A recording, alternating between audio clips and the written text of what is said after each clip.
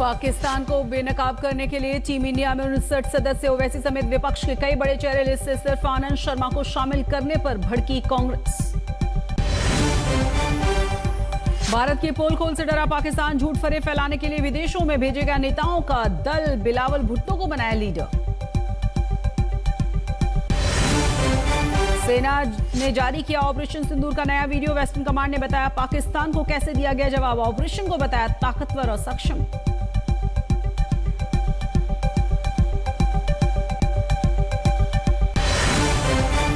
बिहार में नीतीश के दो पुराने साथी ही उनके खिलाफ एक मंच पर सामने आए। आरसीपी ने अपनी पार्टी का जनसुराज में किया विलय, आज सीएम के गांव से मोर्चा। और हैदराबाद में चार मीनार के पास भीषण आग, गुलजार हाउस में झुलसकर बच्चों समेत 17 लोगों की मौत, कई की हालत गंभीर, प्रधानमंत्री ने जताया दुख।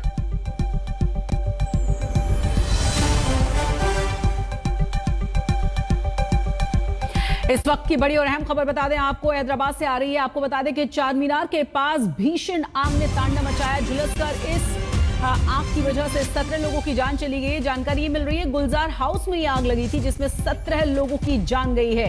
कई की हालत अभी भी गंभीर बताई जा रही है, जिन्हें तुरंत ही अस्पताल में भर्ती कराया गया है।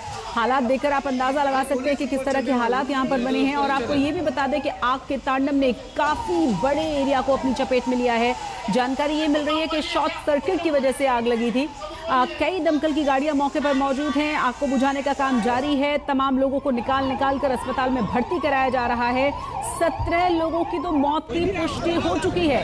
कहा यह जा रहा है कि इसमें काफी बच्चे भी शामिल हैं और ये संख्या बढ़ सकती है। ज्यादा जानकारी के साथ हमारे संवाददाता अब्दुल बशीर जुड़ गए। अब्दुल, कब की ये घटना है और अभी ताजा हालात क्या है? क्या काबू पा लिया गया है पूरी तरह से इस आग पर अब?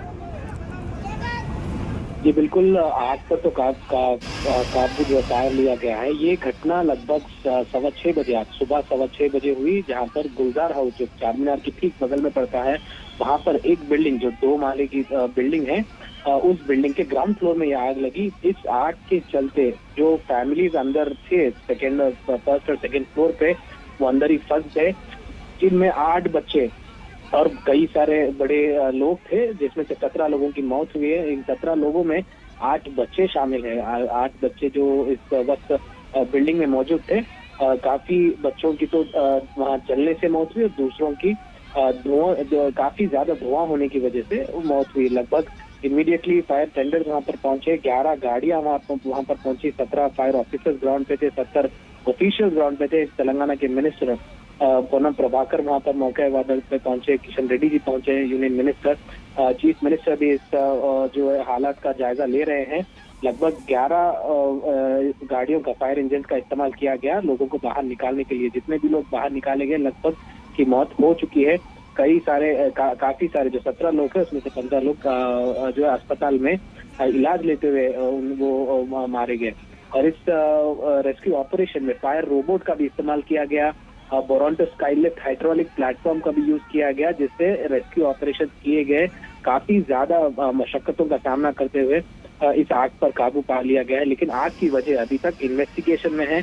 आग की वजह अभी बाहर आना बाकी है, इन्वेस्टिगेशन चल रही है जी। लेकिन काफी दुखद ये घटना है। प्रधानमंत्री नरेंद्र मोदी, बहुत बहुत शुक्रिया इस तमाम जानकारी के लिए। आपको बता दें कि 17 लोगों की जान चली गई है और अभी भी लोगों का बाहर निकालना जारी है। कहा यह जा रहा है कि कई बहुत बुरी तरह से झुलस गए हैं, जिन्हें अस्पताल में भर्ती कराया गया है। और अब आगे देखिए हमारी खास पेशकश कहानी।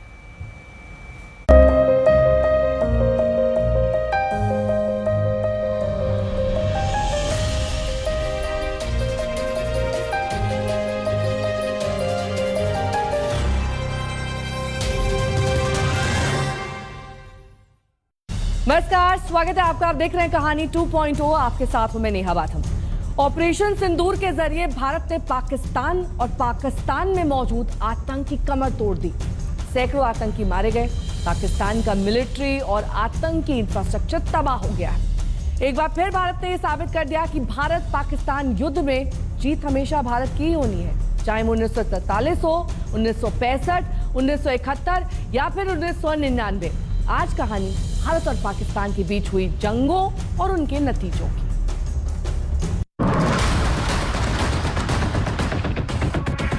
भारत युद्ध के मोर्चे पर दुश्मन को मिट्टी में मिलाना भी अच्छी तरह जानता है। लड़ाई के परिणाम के बारे में भी मेरे मन में कोई संदेह नहीं है। हमारी विजय निश्चित है और हम विजयी होकर दिखाएंगे।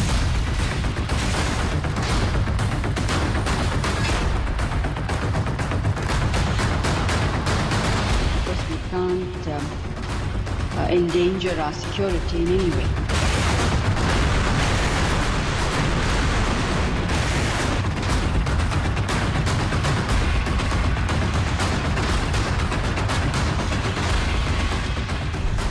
पाकिस्तान को हमारा क्या जवाब हो सकता है सिवाय कि हम हथियारों का जवाब हथियारों से दें।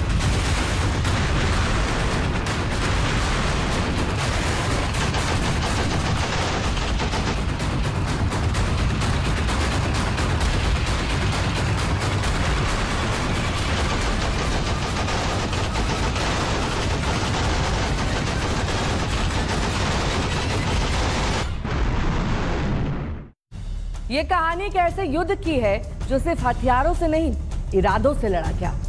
एक रियासत थी, राजा था, हमला हुआ और फिर शुरू हुआ वो संघर्ष जिसने कश्मीर का एक नया इतिहास लिख दिया। 1947 में भारत आजाद हुआ, लेकिन कश्मीर पर आजादी की रात में ही हमला हो गया। आइए जानते हैं भारत और पाकिस्तान के बीच लड़ी गई इस पहली जंग की पूरी कहानी। ये युद्ध आखिर शुरू क्यों हुआ, कैसे भारतीय फौज ने काउंटर किया।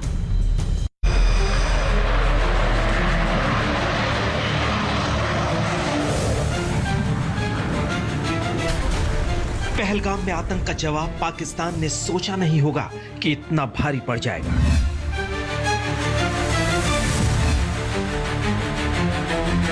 बहुत अच्छी शुरुआत कर दी है ये। इसी शुरुआत के लिए हम कई दिनों से टकटकी लगाए बैठे हुए थे। जो यहाँ पे नाम दिया ऑपरेशन सिंदूर, वो देखकर हमें बहुत अच्छा लगा। जिस लोगों की जाने गई थी उनको शांति मिली। हमने जो लक्ष्य तय किए थे उन्हें ठीक समय तय योजना के अनुसार सटीकता से उन्होंने ध्वस्त किया। ये स्ट्राइक कर ये पाकिस्तान को मुंह तोड़ जवाब दिया है। कार्रवाई में 9 टेररिस्ट कैंप्स को टारगेट किया गया और पूरी तरह से इसे बर्बाद किया गया। भारत ने इस तरह के सीमा पार हमलों का जवाब देने और उन्हें रोकने तथा उनका प्रतिरोध करने के अपने अधिकार का प्रयोग किया।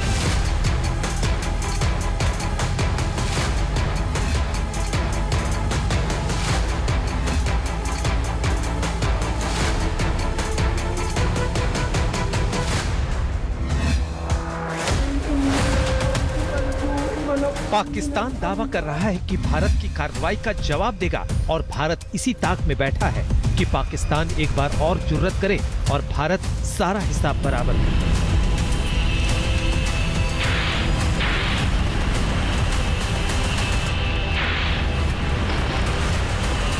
भारत पाकिस्तान अदावत निर्णायक मोड़ पर आ चुकी है, जो शुरू हुई थी आजादी के साथ ही।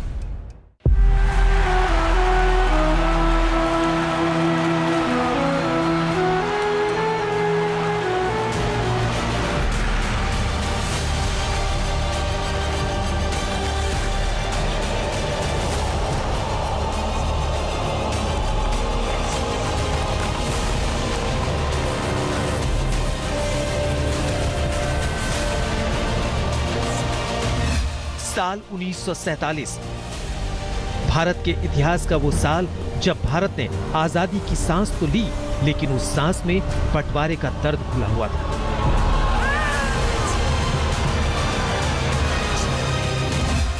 अनडिवाइडेड इंडिया के सपने को दरकिनार कर भारत के 2 टुकड़े कर दिए गए और उसमें से एक नया देश पाकिस्तान बन गया।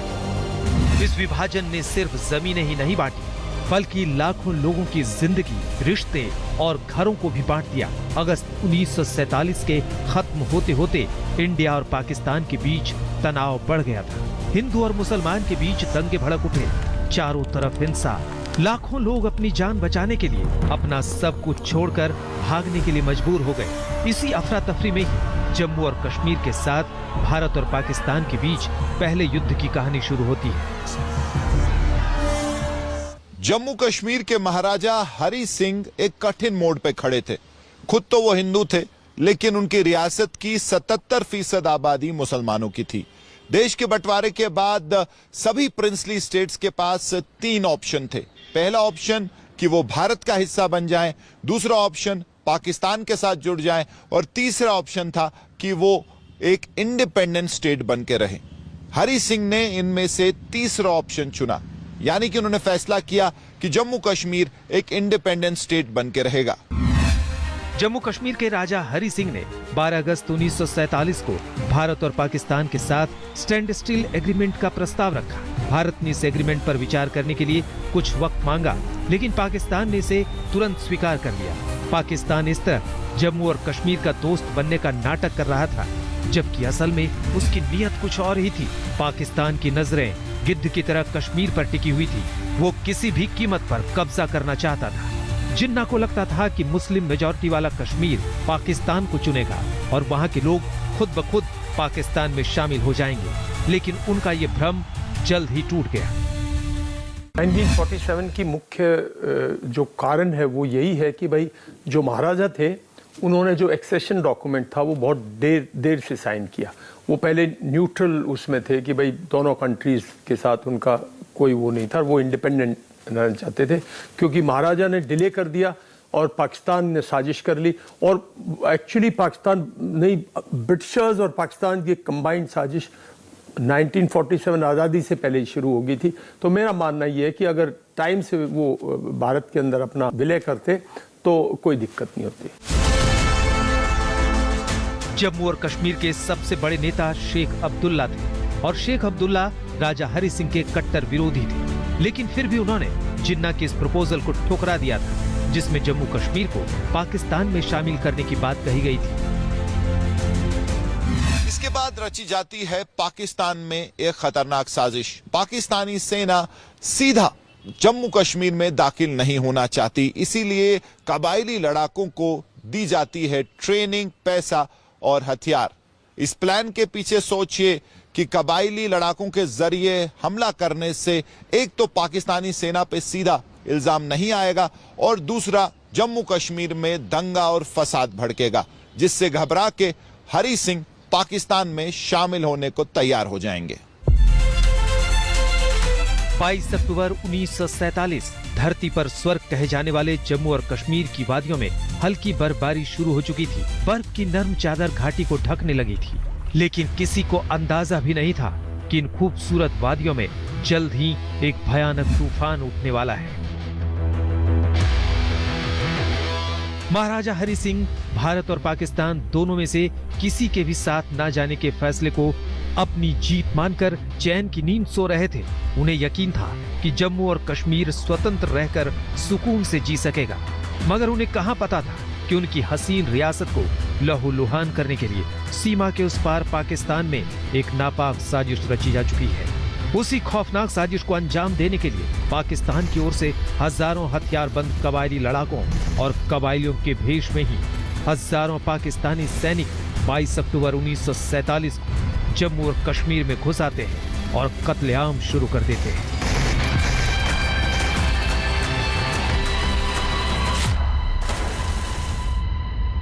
पाकिस्तान ने शुरू से ही, पाकिस्तान में कुछ ऐसे शातिर लोग थे, कबीलियों का सहारा लिया, लेकिन असली में तो उनकी फौज थी। आज भी मेरा मानना ये है कि जो टेररिस्ट, हम कई बार टेररिस्ट करते हैं, उसमें पाकिस्तानी जो हैं वापस चले जाते हैं, वो वापस फौज में चले जाते हैं, वरना वो टेररिस्ट जो मर जाते हैं उनको डिसोन कर देते हैं। काबिल, क्योंकि पाकिस्तानी फौज भी इतनी थी। देखिए, जब भारत आज़ाद हुआ था जब 1947 में, तो हमें डीमोबिलाइजेशन कर दिया था। सेकेंड वर्ल्ड वॉर के बाद जो ब्रिटिश इंडियन आर्मी थी वो डीमोबिलाइज हुई थी, और उस टाइम पे शायद स्ट्रेंथ जो थी 2.5-3 लाख थी दोनों कंट्रीज की। तो फौज कम थी, इलाका बहुत बड़ा था, तो उन्होंने कबीलियों का सहारा लिया और अपने मुहिम, अपना वो कब्जा करने की कोशिश। पाकिस्तानी कबायलियों ने बारामूला में ऐसा आतंक मचाया कि इंसानियत शर्मसार हो जाए। गिरजाघर और अस्पताल में मौजूद औरतों का सामूहिक यौन शोषण किया गया। वक्त बड़ी तेजी से निकलता जा रहा था और पाकिस्तानी घुसपैठियों के हर बढ़ते कदम के साथ कश्मीर बर्बाद होता जा रहा था।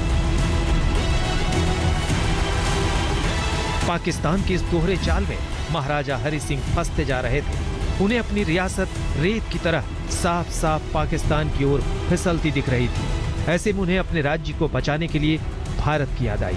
कश्मीर को जलता देख भारत भी कश्मीर की मदद करना चाहता था, लेकिन दिक्कत ये थी कि भारत इस मामले में तब तक कुछ नहीं कर सकता था जब तक आधिकारिक रूप से जम्मू और कश्मीर भारत का हिस्सा नहीं बन जाता। पाकिस्तानी आर्मी भी कबायलियों के साथ मिलकर जम्मू और कश्मीर पर लगातार तेज हमला कर रही थी और हरि सिंह के पास भारत की मदद के अलावा अब विकल्प नहीं था।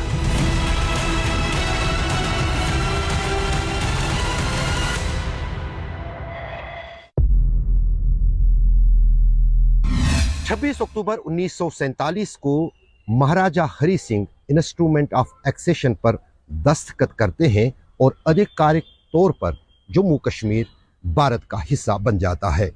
कुछ ही घंटे बाद भारतीय सेना जम्मू कश्मीर में ऑपरेशन के लिए निकलती है और 27 अक्टूबर 1947 को भारतीय सेना पाकिस्तानी कबायलियों के खिलाफ ऑपरेशन शुरू करती है।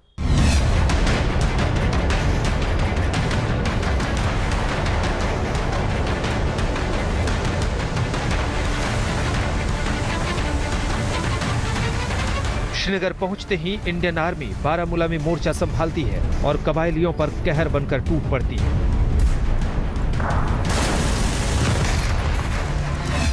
इकतीस अक्टूबर को श्रीनगर से सेना को एयरलिफ्ट किया गया। 1 नवंबर को इंडियन आर्मी की कई बटालियंस को कश्मीर के अलग अलग हिस्सों में तैनात कर दिया गया। दुश्मन के आक्रमण की गति को धीमा करने के बाद 3 नवंबर को बड़गांव में पेट्रोलिंग शुरू हो गई।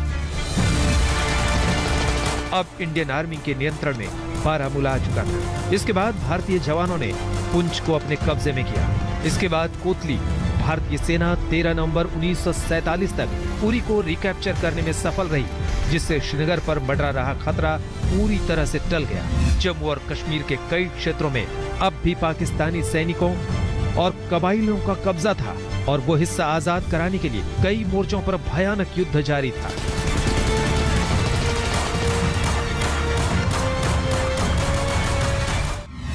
फरवरी 1948 को नौसेरा, जुलाई 1948 को झांगर, सितंबर 1948 में द्रास और करगिल, नवंबर 1948 में जोजिला पास तक भारतीय सेना पहुंच चुकी थी। इस युद्ध में नवंबर 1948 तक भारतीय सेना के 10,104 जवान शहीद हो चुके थे।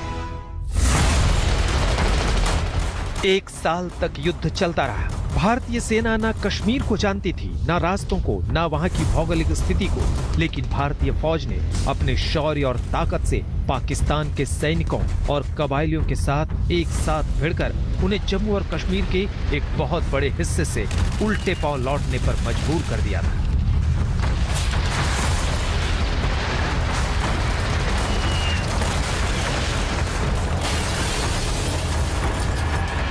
जम्मू कश्मीर में पाकिस्तानी कबायलियों के खिलाफ सेना आगे बढ़ रही थी।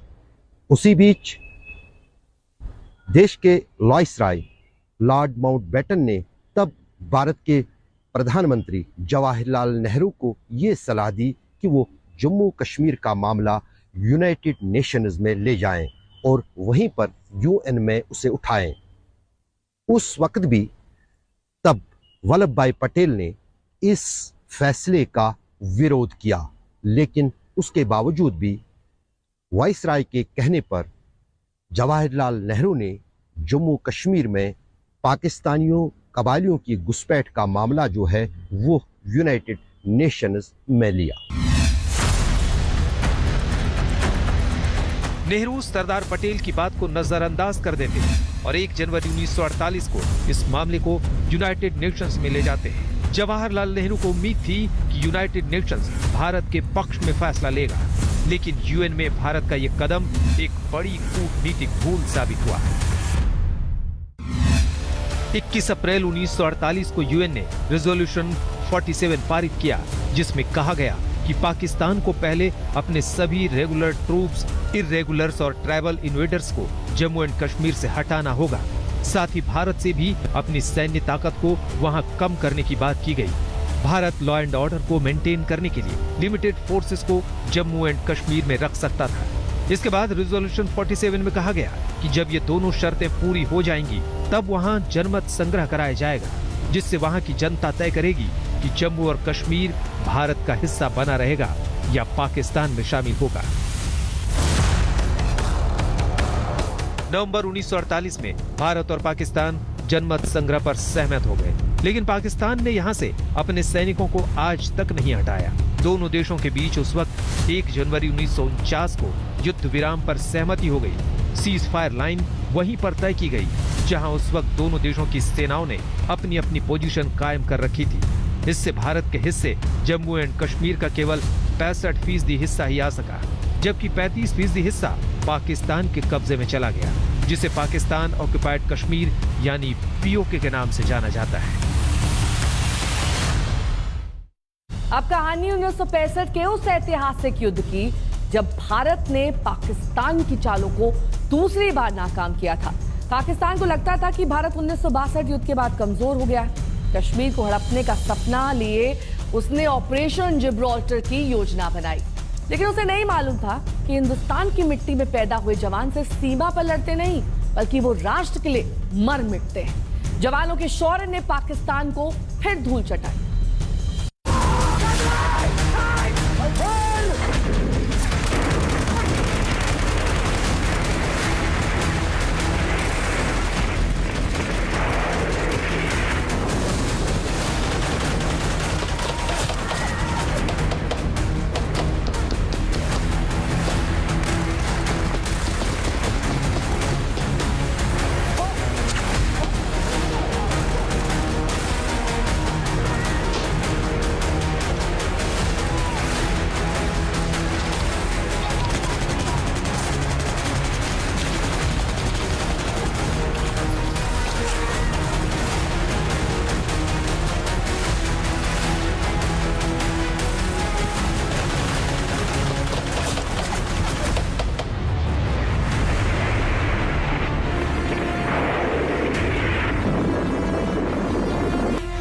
उन्नीस 1962 में चीन से धोखा खाया भारत संभल रहा था और आर्थिक तरक्की के साथ सैन्य ताकत को बढ़ाने पर जोर दे रहा था। दूसरी ओर अमेरिका और सोवियत यूनियन दुनिया भर के देशों को अपने अपने पाले में लाने का प्रयास कर रहे थे। भारत अपनी सैन्य क्षमता बढ़ाने के लिए सोवियत यूनियन के साथ डील कर रहा था और पाकिस्तान अमेरिका के साथ। और अमेरिका सिर्फ पाकिस्तान को हथियार ही नहीं दे रहा था, आर्थिक मदद भी कर रहा था। पाकिस्तानी सेना के पास आधुनिक हथियार थे, फाइटर प्लेन थे। 60 के दशक में सत्ता पलट करने के बाद 1958 में जनरल अयूब खान राष्ट्रपति बन गए और एक बार फिर से युद्ध की प्लानिंग पाकिस्तान में शुरू हो गई थी।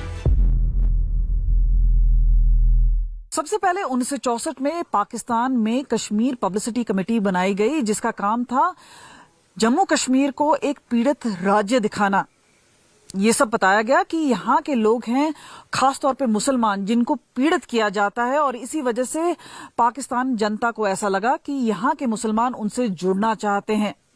इस नैरेटिव को और मजबूत बनाने के लिए फॉरेन जर्नलिस्ट और डिप्लोमैट्स का सहारा लिया गया, ताकि सारा जो नैरेटिव है वो पाकिस्तान के हक में हो और एक जनमत ऐसा बनाया जाए जो कि पाकिस्तान को सूट करता हो।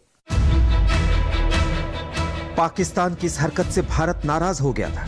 दोनों देशों के बिगड़ते रिश्तों के बीच ही 27 मई 1964 को जवाहरलाल नेहरू का निधन हो गया। लाल बहादुर शास्त्री भारत के प्रधानमंत्री बनते हैं। ये स्थिति पाकिस्तान को एक मौके के रूप में दिखाई दी। अयूब खान लाल बहादुर शास्त्री को एक कमजोर प्रधानमंत्री के तौर पर आंक रहे थे। दरअसल अयूब खान को लगता था कि अमेरिका की तरफ से मिले आधुनिक हथियार के कारण पाकिस्तान इस बार भारत को युद्ध में हरा देगा। पूरी तैयारी के बाद 5 अगस्त 1965 को पाकिस्तान ने ऑपरेशन जिब्राल्टर की शुरुआत कर दी।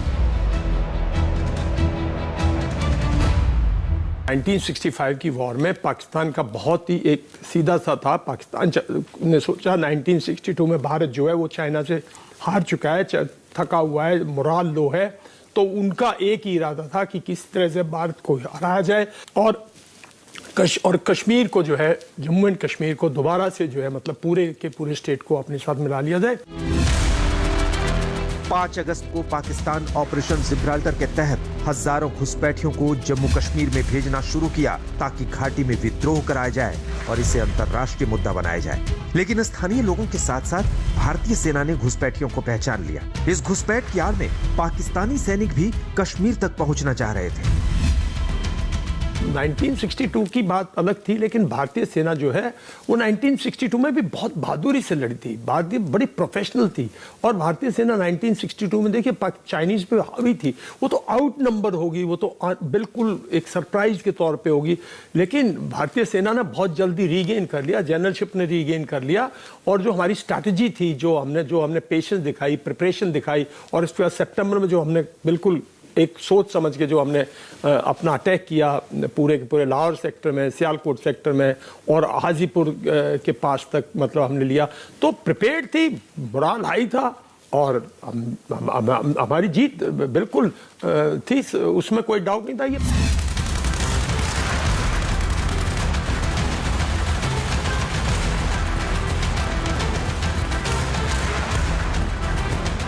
भारत ने जवाबी कार्रवाई करते हुए 15 अगस्त को ऑपरेशन बख्शी शुरू किया और कई चेक पोस्ट भारतीय सेना के नियंत्रण में आ गए। पाकिस्तान अब खुलकर मैदान में उतर आया। 1 सितंबर को उसने ऑपरेशन ग्रैंड स्लैम शुरू किया। सैकड़ों टैंकों के साथ पाकिस्तान ने अखनूर सेक्टर पर हमला किया, जिससे भारत के जम्मू कश्मीर से संपर्क को काटा जा सके। लेकिन यहाँ भी पाकिस्तान को मुंह की खानी पड़ी। भारतीय सेना ने पाकिस्तानी टैंकों को नष्ट कर दिया। 6 सितंबर 1965 को वो तारीख जब भारत ने पाकिस्तान पर हमला बोला। पंजाब के लाहौर में भारतीय सेना ने कदम उठाया। अपने आप में सबसे बड़ी ये सैन्य कार्रवाई थी उस समय की। साथ ही साथ आपको बता दें, जो कार्रवाई की गई उसमें जो 15 डिवीजन है उसकी बटालियन ने बड़ी शौर्य से कार्रवाई की, जिसकी वजह से पाकिस्तान सेना को पीछे हटना पड़ा। 10 से 17 सितंबर तक भारत और पाकिस्तान के बीच संघर्ष तेज हो गया। लाहौर और सियालकोट में भीषण युद्ध हुआ। 16 सितंबर को पाकिस्तान ने हताशा में भारत के अमृतसर और पठानकोट की ओर हवाई हमले किए, लेकिन भारतीय वायुसेना ने न सिर्फ जवाबी कार्रवाई की, बल्कि पाकिस्तान के कई एयरबेस को भी टारगेट किया।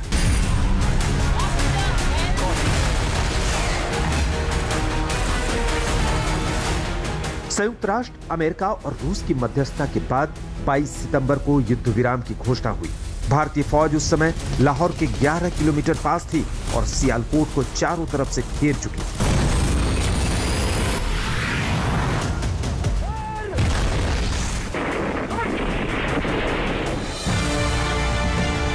भारत की कार्रवाई सेना की ओर से कश्मीर में घुसपैठ का परिणाम थी, जो पाकिस्तान भारत से कश्मीर छीनने के लिए निकला था। उसकी हालत कुछ ही दिनों में लाहौर तक गंवाने की थी। कश्मीर की ऊंची बर्फीली चोटियों से लेकर गुजरात के रन ऑफ कच्छ और राजस्थान के चिलचिलाती रेगिस्तान तक भारत और पाकिस्तान के बीच करीब 1.5 महीने तक जबरदस्त लड़ाई जारी रही।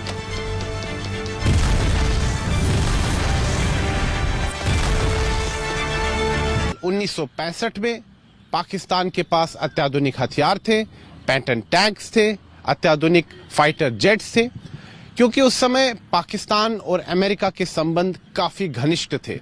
शीत युद्ध का समय था और पाकिस्तान जो है अमेरिका के काफी निकट था और अमेरिका ने पाकिस्तान को अत्याधुनिक हथियार दिए। वहीं दूसरी तरफ भारत के पास उस समय अत्याधुनिक हथियार नहीं थे।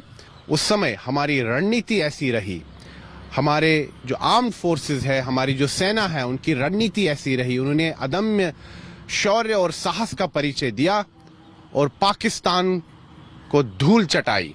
1965 के युद्ध में हमारी विजय हुई। हमें ये देखने को मिलता है कि कश्मीर पर हमला किया जा रहा है और मैं जानता हूँ कि पाकिस्तान को उसको बढ़ाने का उसका पूरा इरादा है। तो एक सरकार के नाते हमारा क्या जवाब हो सकता है सिवाय इसके कि हम हथियारों का जवाब हथियारों से दें। हुआ भी बिल्कुल वैसा ही। भारतीय सेना न केवल पाकिस्तानी सीमाओं में घुस आए, पाकिस्तान को जो जोरदार टक्कर दी, बल्कि पाकिस्तान के अंदर घुसकर उसके घुटनों पर ला दिया। सीज फायर के करीब 3 महीने बाद जनवरी 1966 में शांति वार्ता के लिए लाल बहादुर शास्त्री और अयूब खान ताशकंद में मुलाकात करते हैं, जहां दोनों के बीच ताशकंद समझौता हुआ। इस समझौते में दोनों देशों ने युद्ध के दौरान गिरफ्तार किए गए सैनिकों को लौटाने और कब्जा क्षेत्रों को वापस करने का फैसला किया। लेकिन इस समझौते के बाद अगले ही दिन 11 जनवरी 1966 को लाल बहादुर शास्त्री का हार्ट अटैक में निधन हो गया, लेकिन वो अपने पीछे 1965 वॉर में अपने साहसिक और मजबूत इरादों की महान यादें छोड़ गए, जिनकी बदौलत भारत ने पाकिस्तान के लाहौर और सियालकोट तक जीत हासिल कर पाकिस्तान को भारतीय सेना से उल्टे पांव भागने पर मजबूर कर दिया था। ये कहानी है दुनिया का नक्शा बदलने की। ये कहानी है जंग की, बहादुरी की, एक विकासशील देश की ऐसी कूटनीति की जिसने महाशक्ति अमेरिका को उसके ही खेल में ही उलझा दिया और पाकिस्तान के 2 टुकड़े करके दुनिया के नक्शे पर एक नए देश को जन्म दिया। पाकिस्तान की ऐतिहासिक शिकस्त में आत्मसमर्पण की अभूतपूर्व कहानी है 1971 का भारत पाकिस्तान युद्ध।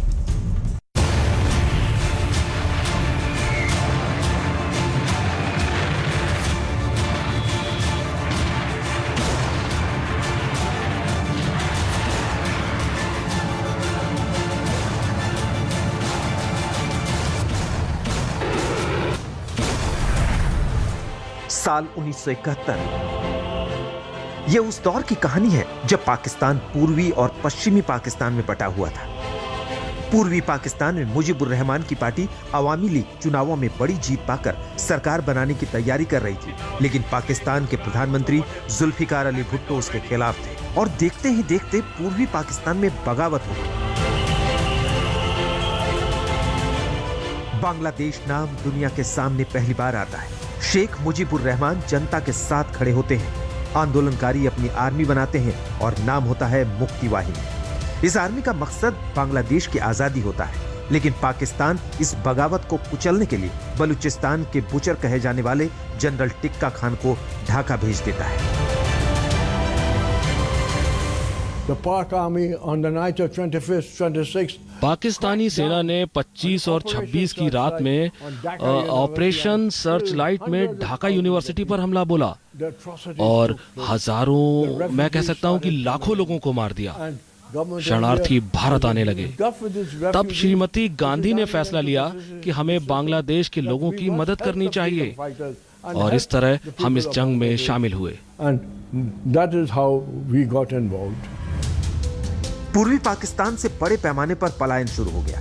आंकड़ों के मुताबिक ऑपरेशन सर्चलाइट में पाकिस्तानी सेना ने लगभग 10 लाख से ज्यादा बांग्ला बोलने वाले पूर्वी पाकिस्तानियों को मौत के घाट उतार दिया था। शरणार्थी लगातार भारत में घुस रहे थे। भारत के लिए इतनी तादाद में रिफ्यूजियों को शरण देना मुश्किल हो रहा था। इंदिरा गांधी जानती थी कि रिफ्यूजियों की समस्या का स्थायी समाधान जरूरी है। What about you? Is there a situation in which you might attack Pakistan? Well, I hope not. India has always tried to be on the side of peace and negotiations and so on. But of course we can't endanger our security in any way. Sheikh Mujibur Rahman को बांग्लादेश का president चुन लिया जाता है, जबकि ताजुद्दीन अहमद को prime minister बनाया जाता है। 28 अप्रैल 1971 को तत्कालीन प्रधानमंत्री इंदिरा गांधी की भेंट तत्कालीन सेना प्रमुख सैम मानेकशॉ से होती है। उस भेंट पे प्रधानमंत्री इंदिरा गांधी ने साफ तौर पर सेना प्रमुख को ये निर्देश दिए कि वो युद्ध की तैयारी करे, लेकिन सैम मानेकशॉ ने इससे करने से इनकार कर दिया। सैम मानेकशॉ का तर्क था कि बाढ़ और बारिश की स्थिति में युद्ध नहीं लड़ा जा सकता और जीतने का तो प्रश्न ही नहीं उठता। इंदिरा गांधी ने उनकी बात मान ली और सैम मानेकशॉ ने इंदिरा गांधी से कुछ समय मांगा। और उस समय जो पूर्वी पाकिस्तान में जो स्थिति उत्पन्न हो रही थी वो काफी गंभीर स्थिति उत्पन्न हो रही थी और वहां से जो है लाखों की संख्या में शरणार्थी भारत की तरफ आ रहे थे। पाकिस्तान को ये लग रहा था कि भारत अब हस्तक्षेप करने जा रहा है और भारत पाकिस्तान के खिलाफ युद्ध छेड़ देगा। उससे पहले ही पाकिस्तान ने भारत के एयर बेसिस पे हमले करने शुरू कर दिए। तारीख 3 दिसंबर 1971 शाम 5:31 अचानक पाकिस्तान की ओर से भारत के पश्चिमी इलाकों में बमबारी शुरू होती है और फिर देखते ही देखते लगातार बमों से गूंजने लगता है सरहदी इलाका।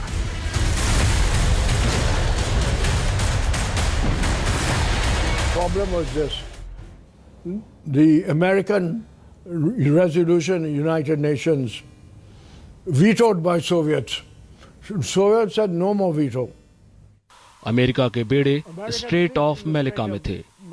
दिल्ली बहुत घबराया, हमसे कहा जो शहर हम छोड़कर आ गए हैं उन पर कब्जा करो, लेकिन ढाका नहीं।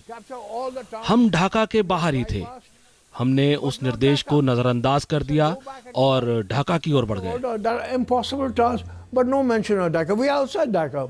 We ignored that, and we told our troops to go ahead. Objective is Dhaka and go for Dhaka. सीमा पर टैंक गरज रहे थे, ताबड़तोड़ गोलियां चल रही थी, जिनकी गूंज 7 समंदर पार भी पहुंच रही थी। अमेरिका हरगिज नहीं चाहता था कि जंग आगे बढ़े, क्योंकि वो पाकिस्तान को सपोर्ट कर रहा था। अमेरिका जानता था कि अगर भारत को रोका नहीं गया तो ये पाकिस्तान की ही नहीं, अमेरिका की भी कूटनीतिक हार होगी। लिहाजा अमेरिका ने बनाई दबाव की रणनीति। मोर्चे पर दोनों तरफ से सैनिक जमे हुए थे। भारतीय जाबाज कदम दर कदम जीत की तरफ बढ़ रहे थे और हजारों मील दूर अमेरिका में उस वक्त के राष्ट्रपति रिचर्ड निक्सन के माथे पर पसीना आ रहा था। वो हर कीमत पर यही चाहते थे कि भारत अपने कदम वापस खींचे। दरअसल 1971 के युद्ध में पाकिस्तान को अमेरिका का समर्थन था, ये शुरुआत से ही साफ था। पर भारत के साथ रूस के समझौते के मद्देनजर अमेरिका को यह हमेशा से डर था कि अगर रूस को पता चल गया तो वो पाकिस्तान पर तो टूटेगा ही, लेकिन साथ ही साथ पाकिस्तान को अमेरिका ने जो हथियार दिए हैं उसको भी रूस नष्ट कर देगा। इसलिए उस वक्त यूएन में अमेरिकी दूत जॉर्ज डब्ल्यू बुश ने यूएन सिक्योरिटी काउंसिल में युद्ध विराम और भारत पाक सेना के वापस लौटने का प्रस्ताव पेश किया। पर सोवियत को भरोसा था कि भारत ये युद्ध जरूर जीतेगा और उसने इस प्रस्ताव को वीटो कर दिया। और साथ ही सोवियत सरकार ने जहाजों का एक बेड़ा भारत की मदद के लिए रवाना कर दिया। पाकिस्तान के हर चालबाज साथी का जवाब रूस दे रहा था। भारत ने अपनी शक्ति केंद्रित की ढाका की ओर।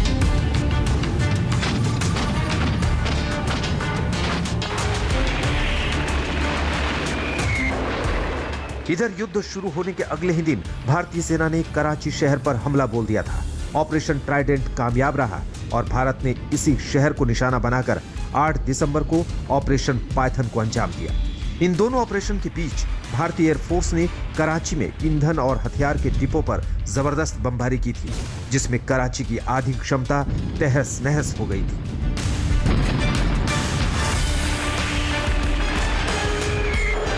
3 दिसंबर को शुरू हुआ युद्ध 13 दिन के अंदर निर्णायक मोड़ पर पहुंच गया। भारतीय सेना ने पूर्वी पाकिस्तान को चारों तरफ से घेर लिया था। पाकिस्तान के पास अब कोई रास्ता नहीं बचा था। 15 दिसंबर को जनरल नियाजी ने संयुक्त राष्ट्र के जरिए भारत से युद्ध विराम की मांग की, लेकिन भारत की सिर्फ एक शर्त थी, बिना शर्त आत्मसमर्पण। 16 दिसंबर की दोपहर करीब 4 बजे ढाका के रेस कोर्स मैदान में वो ऐतिहासिक क्षण आया जिसका इंतजार पूरा उपमहाद्वीप कर रहा था। भारतीय पूर्वी कमान के general commander commanding in chief lieutenant general Jagjit Singh Arora और पाकिस्तान के ईस्टर्न कमांड के लेफ्टिनेंट जनरल नियाजी ने आत्मसमर्पण पत्र पर हस्ताक्षर किए।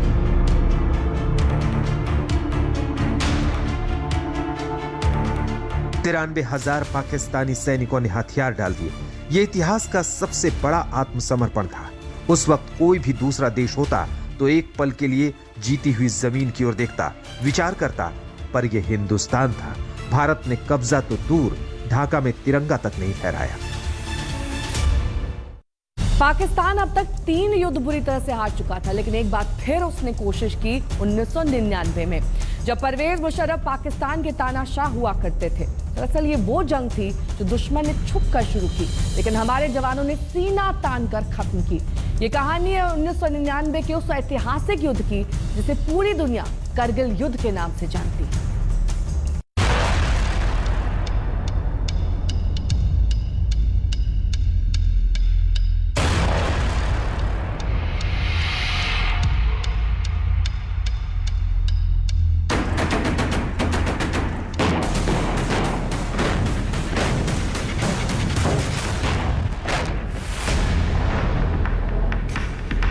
युद्ध केवल जय और पराजय का पैमाना नहीं है, युद्ध तय करता है इतिहास। युद्ध बदलता है भूगोल। ये एक ऐसे युद्ध की कहानी है जहां हर बात दुश्मन के पक्ष में, लेकिन परिणाम उसके पक्ष में नहीं रहा। आज हमें टाइगर हिल पर डिप्लोमेट दुश्मन के ऊपर हमला करके उसे बर्बाद करने का टास्क मिला हुआ है। क्या आप उस टास्क को पूरा करने के जमीन में कैसे आए तो उन्हें हमें अपने से जो है सीमा से बाहर निकालना है, खदेड़ना था। ऊपर बैठे दुश्मन को नफरी का काफी फायदा था। इसके बावजूद हमारे जवानों ने वो कर दिखाया जो नामुमकिन। साल था 1999, महीना मई का। कश्मीर की कारगिल घाटी में बर्फ अभी पूरी तरह पिघली भी नहीं थी कि खबर आई कुछ संदिग्ध लोग ऊंचाई वाली भारतीय चौकियों पर कब्जा कर चुके हैं। शुरुआत में लगा ये घुसपैठ हो सकती है, लेकिन जब भारतीय सेना ने मुआयना किया तो सच सामने आया। पाकिस्तान की फौज ने एक बार फिर भरोसे की पीठ में छुरा घोंपा। सेक्टर हाई एल्टीट्यूड में होने के कारण यहाँ पर 7 से 8 महीना बर्फ से ढक जाते हैं। इन कठिन परिस्थितियों में सर्वाइवल करना, कई चुनौतियों का सामना करना पड़ता है। यहाँ हर दिन गुजारना इस कड़क सर्दी में एक चैलेंजिंग है, जहाँ पर हमारे तैनात जवान अपनी सूझबूझ और रणनीति के अनुसार हमेशा दुश्मन के ऊपर भारी पड़े। यहाँ तैनात कोई भी नया जवान अपने आप में गर्व महसूस करता है और गर्व से उनका सीना चौड़ा हो जाता है। पाकिस्तान ने ऑपरेशन बद्र के तहत योजना बनाई थी कि भारतीय पोस्ट पर कब्जा कर लद्दाख और कश्मीर के बीच की सड़क NH1 को काट दिया जाए। इसका मतलब था कश्मीर को बाकी देश से अलग कर देना। इसलिए ये युद्ध भूमि के टुकड़े के लिए नहीं था, ये भारत माता के आंचल के सम्मान की जंग थी।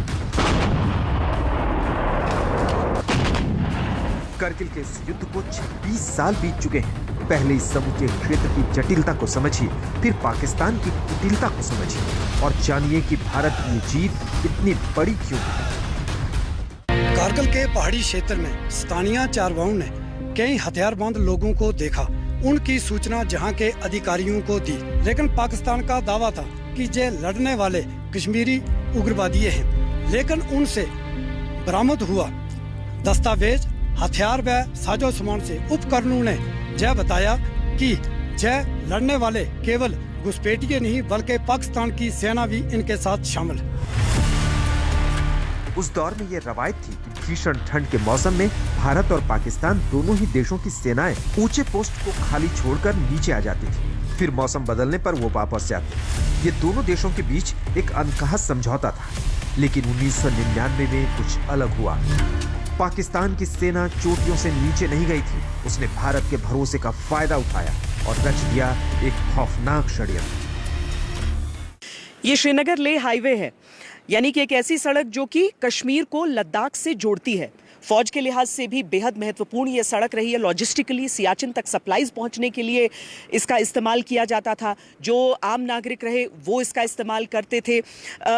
इसीलिए जब इस सड़क को गोलियों की जद में पाकिस्तान लेकर आया, कैसे हम समझाते हैं। ये आप सड़क देख रहे हैं और इसके साथ वो तमाम पहाड़ देख रहे हैं। अब सोचिए वहाँ पीछे तोलोलिंग, वहाँ से अगर गोलियां चलाई जाएं, गोले बरसाए जाएं, तो सीधे के सीधे यहाँ से गुजरती हुई किसी भी गाड़ी पर वो निशाना साध सकते हैं। यही हो रहा था 1999 में। हालांकि तब किसी को ये नहीं पता था कि गोलियां चलाने वाले मुट्ठी भर आतंकवादी हैं या फिर पाकिस्तानी सेना।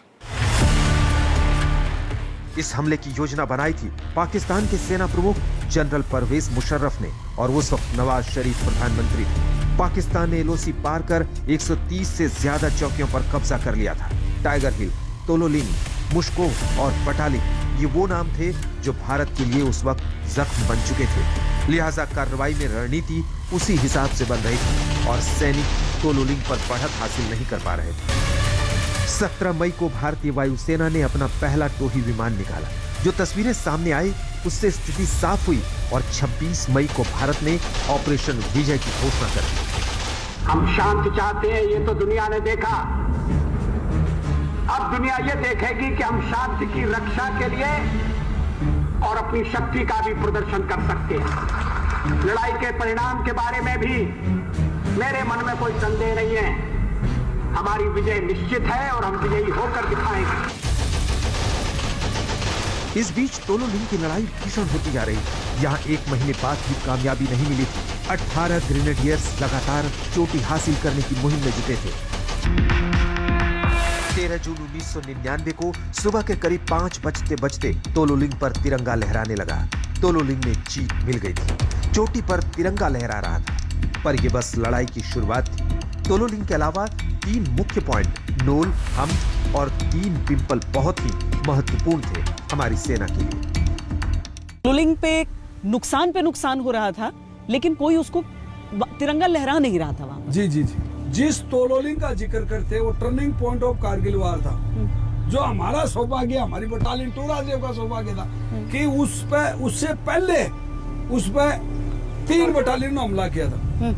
एक बटालियन के 16 सैनिक, एक के 18 और एक के 22 शहीद हुए थे, और एक बटालियन की तो डेड बॉडी भी 14 दिन बाद बिठाई थी, लेकिन वहां कैजुअल्टी पे कैजुअल्टी हो रही थी, कोई कामयाबी नहीं। 31 मई को हमारी यूनिट को दिया टास्क वहां तोलोलिंग पे हमारे सीओ साहब थे कर्नल MB रविंद्रनाथ, तो वो बोला कि आपने 36 घंटे का टाइम मिला कारगिल जाने के लिए, तो हम वहां कुपवाड़ा से 36 का 24 घंटे में पहुंच गए। दुश्मन ऊंचाई पर बैठा था और नीचे फायर किए जा रहा था, इसलिए भारतीय सेना के लिए यह जरूरी था कि उन पॉइंट पर अपना कब्जा हासिल करें, और दुर्गमता को देखते हुए यह कार्य करना बहुत ही मुश्किल था। करगिल युद्ध के 2 टर्निंग पॉइंट थे, तोलोलिंग और टाइगर हिल। तोलोलिंग पर वो जीत थी जहां से बाजी पलटनी शुरू हुई, और टाइगर हिल पाकिस्तान पर शारीरिक और मनोवैज्ञानिक प्रहार था। 4 जुलाई की सुबह 5:25 पर टाइगर हिल वापस हिंदुस्तान का हो चुका था। लेकिन युद्ध का परिणाम केवल जय और पराजय नहीं होता, युद्ध का परिणाम पराक्रम से होता है। तिरंगे की शान और भारत माता की आन के आगे हमारे देश का कोई सिपाही अपनी जान की तनिक भी परवाह नहीं करता। 26 जुलाई 1999 को भारत की जीत के साथ ही ऑपरेशन विजय को सफल घोषित कर दिया गया। रणभूमि में तैनात हर एक वीर ने शौर्य की अनमोल विरासत हर देशवासी के लिए छोड़ी। पाकिस्तान ने पहलगाम में निर्दोषों की जान लेकर फिर से भारत को छेड़ा है, जिसका जवाब भारत ऐसा दे रहा है कि पाकिस्तान की नस्लें याद रखें।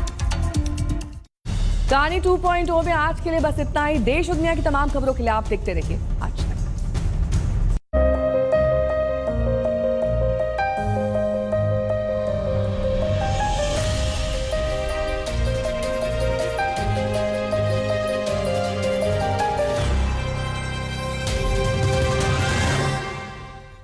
प्रेजेंटेड बाय पतंजलि शरबत एवं फ्रूट ड्रिंक। प्रचंड गर्मी से अपने परिवार को बचाएं। In association with Sokudo 1.5 lakh kilometre की अनबिलीवेबल बैटरी लाइफ वाला एकमात्र स्कूटर। इसको घर पे लगाओगे तो शादी का तो पता नहीं, पर घर पक्का नहीं टूटेगा। रुंगटा नहीं तो घर स्ट्रॉन्ग नहीं। रुंगटा स्टील TMT बार एकदम सॉलिड। पहाड़ों में एक हाइकिंग स्टिक भी बन सकती है। Motorola Edge 60 Pro, the edge of excellence। विमल में गुलिस्तां के ये कुछ लजीज फरिश्ते जब साथ घुलें तो जी ललचाए और दिल कहे कि स्वाद की जुबान में खुद को ऐसे डुबाऊं कि निकल ना पाऊं। विमल की जुबान कुछ है ही ऐसी, मानते हैं? विमल, बोलो जुबान कैसी? लोन मिलेगा या नहीं ये आपके क्रेडिट स्कोर पे डिपेंड करता है। तो आज ही पैसाबाजार.com पर जाइए और अपना क्रेडिट स्कोर चेक कीजिए फ्री में, क्योंकि लोन की जरूरत कभी भी किसी को भी पड़ सकती है। बस एक्टिंग करा लो इनसे। पैसाबाजार.com, क्रेडिट स्कोर चेक, आदत अच्छी है। एसिडिटी हो गई है, पहले इसका गिलास बना के दे। एसिडिटी से राहत चाहिए तो बटूरे बनाने वाला नहीं, पचाने वाला सोल्यूशन लो, गैसोफास्ट। असली जीरे वाला आयुर्वेदिक गैसोफास्ट। बाकी सबको नो, असली सॉल्यूशन लो, गैसोफास्ट।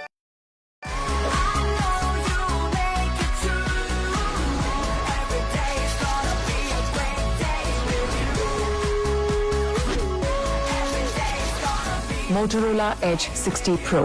Hello, Moto.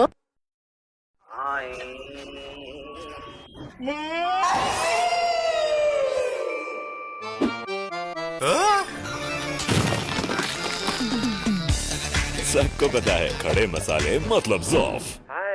किसी भी सच को जानने के लिए चीजों को ब्लैक एंड व्हाइट में ही देखना होता है, और अब तो इसमें लाल रंग भी जुड़ गया है। मैं हूं अंजना 2.0 और मेरी तरफ से भी खबरों के इस विश्लेषण में आपका स्वागत है। अंजना और अंजना 2.0 के साथ ब्लैक एंड व्हाइट रात 9 बजे सिर्फ आज तक पर। इन एसोसिएशन विद हिंट, एक हिंट तो देते। Sharda University, the world comes together at Sharda University. Admissions now open. विमल, बोलो जुबां केसरी। पाकिस्तान द्वारा हो रही लगातार सीज फायर के उल्लंघन और अब आर्टिलरी फायरिंग के खतरे को देखते हुए सीमावर्ती गांवों से लोगों को सुरक्षित ठिकानों पर ले जाया गया है। सबके जहन में चिंता इस बात की है कि भारत और पाकिस्तान के बीच तनाव बढ़ रहा है, जो आगे और बढ़ेगा। नौशेरा सेक्टर में लाइन ऑफ कंट्रोल के पास कहीं से संजय कुमार के साथ आशुतोष मिश्रा, आज तक।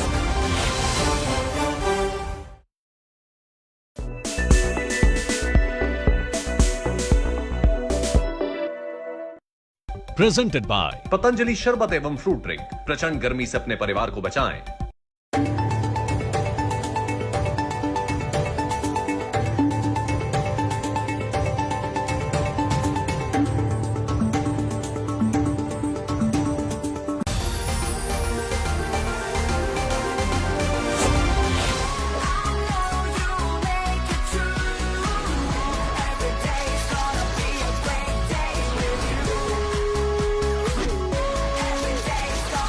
Motorola Edge 60 Pro. Hello, Moto. 20 साल से इंडिया टुडे मीडिया इंस्टीट्यूट देश को दे रहा है बेहतरीन पत्रकार। अगर आपका लक्ष्य भी है पत्रकारिता, तो फिर सोचना क्या। रजिस्टर करने के लिए विजिट करें www.indiatodayMediaInstitute.in या 9560065465 पर कॉल करें।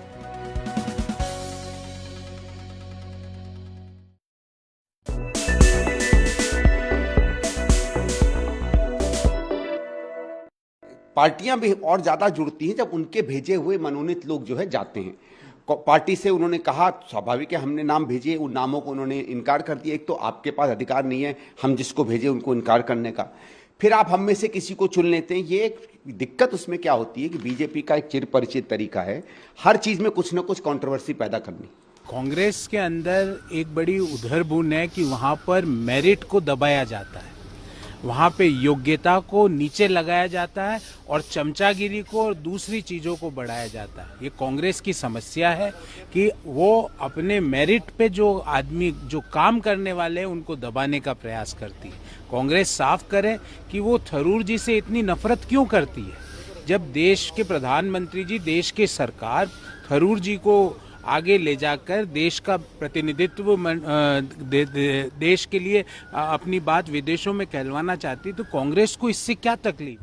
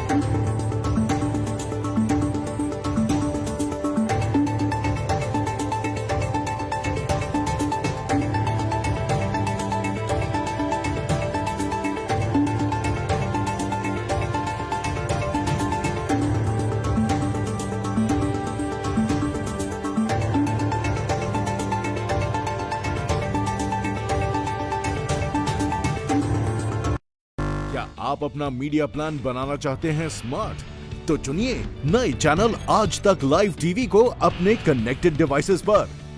पहुंचिए इंटरनेट से जुड़े करीब 100 मिलियन स्मार्ट व्यूअर्स तक। एडवर्टाइज करने के लिए ईमेल कीजिए sales@aajtak.com।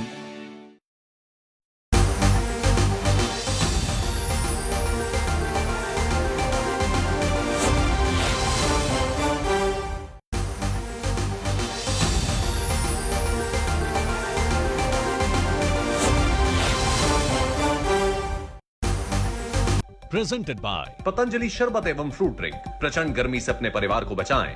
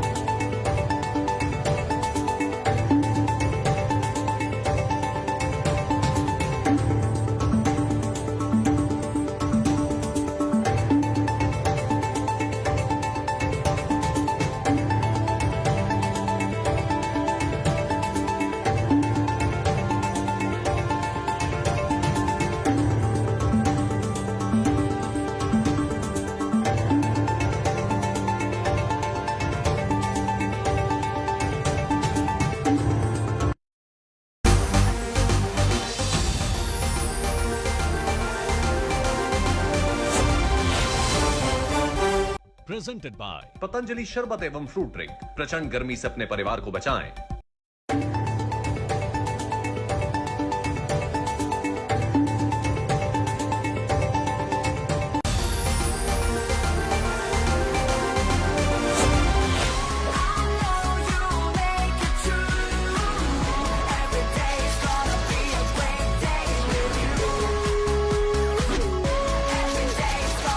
Motorola Edge 60 Pro. Hello, Moto.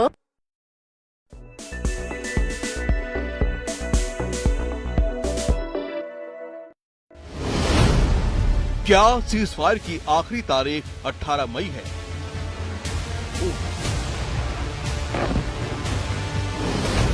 Pakistan को सिर्फ 18 मई की मोहलत मिली। पाकिस्तान को सजा की दूसरी किस्त बाकी है।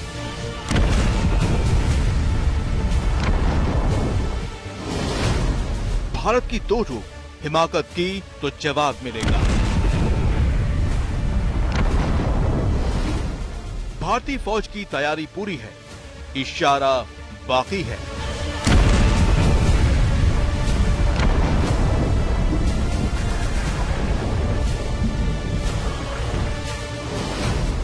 अभी ट्रेलर दिखाया, पिक्चर अभी बाकी है। 10 मई की शाम को सीजफायर का ऐलान हो गया, लेकिन पाकिस्तान की सांसें अटकी हुई है। 10 मई की शाम को भारतीय मिसाइलों ने आग उगलना तो बंद कर दिया, लेकिन पाकिस्तान अभी तक राहत की सांस नहीं ले पाया है। पाकिस्तान जानता है कि भारत अटैक के दूसरे दौर के लिए भी तैयार है और 18 मई के बाद क्या होगा ये अभी अनिश्चित है। ये हम इसलिए कह रहे हैं क्योंकि भारत और पाकिस्तान के बीच सीज फायर की आखिरी तारीख अभी 18 मई ही है। 18 मई को फिर से डीजीएमओ स्तर की बात होगी और उसके बाद तय होगा कि सीज फायर आगे जारी रहेगा या नहीं। तब तक तनाव जारी है, टकराव जारी है, बयानबाजी जारी है, दावों का दौर चल रहा है। लेकिन भारत ने साफ कर दिया है कि पाकिस्तान के गिड़गिड़ाने के बाद ही सीज फायर किया गया था। पाकिस्तान के डीजीएमओ ने फोन करके भारतीय हमले रोकने की गुहार लगाई थी, जिसे भारत ने माना था। लेकिन अब रक्षा मंत्री की ये चेतावनी पाकिस्तान ने ध्यान से सुनी होगी कि 6 से 10 मई यानी उन 4 दिनों में भारत ने सिर्फ ट्रेलर दिखाया था और भारत ने वार कितना विध्वंसक किया था ये भी रक्षा मंत्री की जुबानी सुनिए, जो बता रहे हैं कि जितने वक्त में कोई ठीक से नाश्ता नहीं कर पाता, उतने वक्त में हमने दुश्मन के दांत खट्टे कर दिए। भारत माता की। पीएम मोदी ने साफ कह दिया है कि अभी सीज फायर हुआ है, यानी भारत के हमले सिर्फ स्थगित हुए हैं माता की।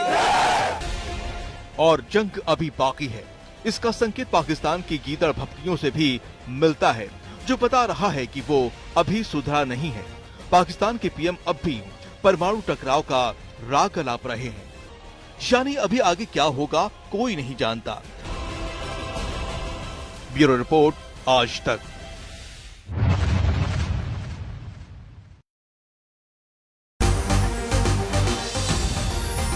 प्रेजेंटेड बाय पतंजलि शरबत एवं फ्रूट ड्रिंक। प्रचंड गर्मी से अपने परिवार को बचाएं।